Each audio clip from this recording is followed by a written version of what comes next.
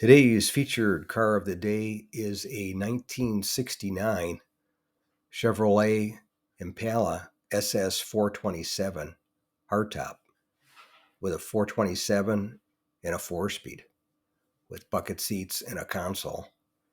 And this one sold at my local classic car auction in Palm Springs, California for $36,000, which I thought was a pretty good deal. It's a nice car.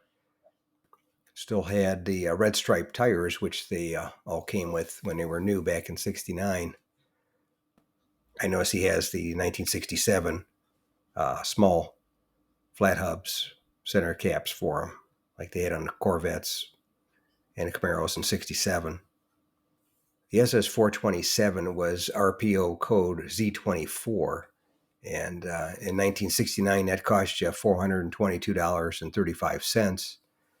And for that price, you got the L36 390 horse 427 big block engine with 10 and a quarter to 1 compression with a quadrajet carburetor, a cast iron intake, oval port heads, hydraulic cam, and cast aluminum pistons with forged steel rods and a crankshaft, and a two-bolt main block.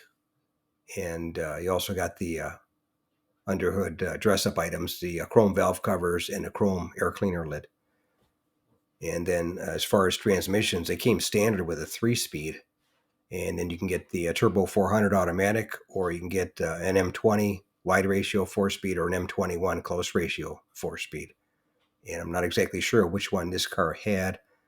Didn't have any seller comments on it, so I didn't know the mileage or any of the other particulars. But like I said, it was a real nice car, and especially being red, bright red with the red interior, with the bucket seats and a 4-speed. It had all the right stuff to catch your eye, that's for sure.